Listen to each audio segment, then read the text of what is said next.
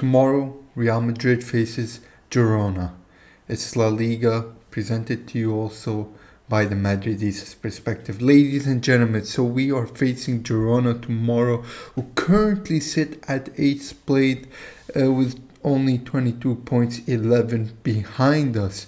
Of course, we have a game in hand against Valencia, which has been officially rescheduled on January the 2nd.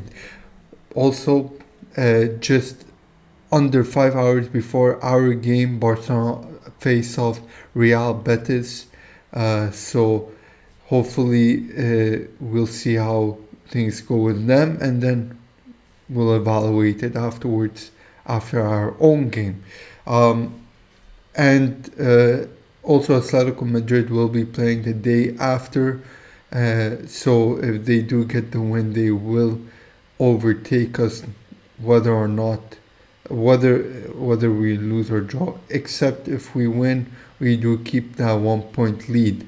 So these 2 days we will be keeping an eye on the table. Of course, Atletico Madrid is playing against Sevilla, so it's going to be a tight game as well. Same for Barcelona. But as of Real Madrid, considering our last game we lost 2-1, it was not a great performance in terms of taking our chances in the front line, but we did put in a good fight. We were able to defend quite easily. I believe the game was a fair game, an equal game. At most, it should have been a draw, but because none of the goals were good, they were all scrappy and bad. I just think it could have gone differently. But for Girona, who are sitting in 8th place, surprisingly after an astonishing season last year, they've lost 5 games, drawn 4, drew 4, and they've only won 6 games. So they haven't been performing well at all this season compared to the season before, where they were pretty much one of the teams who were potentially going to win the title. It'll be interesting to see how things go. Last year we were of course able to beat them in both the La Liga matchups, but this year around it's a bit different considering our injury crisis, our team management crisis, our motivation, our confidence. We will have to see about that. Of course, there's a lot of things going on outside of the game itself. We have Fran Garcia, who's rumored to be heading towards a club in the Premier League. We have Alphonso Davies, who's joining the Mbappe saga of Real Madrid's history of transfers, because for some reason his agent is frustrated with Bayern Munich because of all the nonsense, all the untrue statements made, that they are in talks about renewing his contract. But so far, based on all the speculation and everything that's been said, it seems like he will be leaving Bayern Munich, Alphonso Davies, but nothing is set for now. Hopefully, honestly speaking, I wouldn't mind getting a new left back, because we don't have a solid left back. Fran Garcia has been doing very well. Don't get me wrong, Fran Garcia has been doing a splendid job considering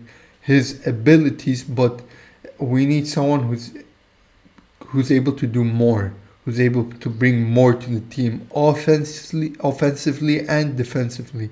And we know, based on the game we played against Bayern Munich last year, with that spectacular goal from Alphonso Davies on us from right outside the box. He's a quality player. He could bring something new and different to the team if he does end up coming. So we will have to wait and see until the January transfer window. As for transfers, that's pretty much it. other than the normal stuff with Trent as well. We do have two players who are coming back from injury. We have David Alaba. Thank God he's back. He's training with the team again, but he still needs a month to actually come back to playing the games. So but it's a good update. It's some good news, shedding some light on the darkness that Real Madrid are facing this season. It's always something good. As for Vinicius Jr., if you have listened to the news, he is back. He will not be returning for tomorrow's game, but according to Ancelotti, he will be coming back in the Champions League. So that will be an extraordinary retrieval of one of our injured players. We need a solid, world-class Vinicius Jr. to really uplift us from the crisis we're sitting at. Vinicius Jr. is known to be a dangerous forward. He's known to create a lot of danger in his dribbling, in his shooting, in his passing, even with that connection with Rodrigo, or like that outside of the boot curved pass into the box for Jude Bellingham. So we need that quality player, and I'm not gonna get into him and Mbappe, because Mbappe is he's a situation that's not gonna end anytime soon. So we're gonna have to. I'm gonna make a full video about him sometime in the future when I see when the time is right. So we'll see about that. Hopefully he'll perform better tomorrow. We shall see. Of course, he will be starting. Obviously, my lineup prediction for tomorrow's game is Fran Garcia on the left, Lucas Vazquez on the right, Rudiger, Asensio, Courtois. We also have Jude Bellingham. I believe Tchouaméni will start again. We shall see. So I'll be putting in Tchouaméni. We have Jude Bellingham and Tchouaméni. Who else can we put? We could put Valverde, of course, which I want to talk about him in a second.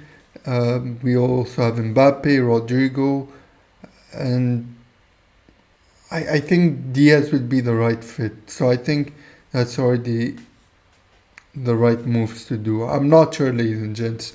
It's, to be honest, this is one of the darkest times in Real Madrid. We were facing a lot of crisis in terms of management, in terms of just injuries. So we're just gonna have to push through and hope for the best. Right. So far, we only have, after this game, we are playing Atalanta in the Champions League. The one of the three games remaining as well. So that'll be an interesting game as well. After that, we have another La Liga game against Rayo Vallecano, and then we have our Club World Cup finale, and then we go back to playing La Liga to end off this December matches. So there's a lot of tensions going on. Ancelotti is pretty confident and all, and we're just gonna have to analyze game by game, because that's everything we can do. I do want to talk about Mbappe, Fede Valverde, and this is a message to Fede Valverde. Fede Valverde, we love you. We do not hate you. We love you. That mistake against that you made in the last game, don't you worry about it. We've already forgotten about it. There was a post made that you played 279 games for us and you've only made one mistake. In 279 games, you know how incredible that stat is? It is absolutely incredible. You're an absolute machine, engine, magician. You just don't worry about it. I saw how devastated you are, and when you were devastated, that really made me devastated. As long as you are in the right mindset and you are pushing through, that's all we care about. You know what? Because we love you. Fede Valverde. This is a message directly from me to you. Hopefully one day you will end up seeing this. I don't know if you will, but I have to say it. So don't worry, keep your head up, lad. You're gonna rise again, and of course you are one of the best players I've ever witnessed play this game. So uh, anyways, I think that's pretty much it for today, ladies and gents. It's just a quick uh, talk and update on what's been going on. Otherwise, there isn't any more special news to be sharing, except, of course, we gotta analyze the game tomorrow and hope to see what comes after that. I bring it to you from the Madridiistas perspective. Thank you very much for watching. Make sure to like, subscribe, and after commenting down your thoughts of this video below. Alright, ladies and gents, bye bye.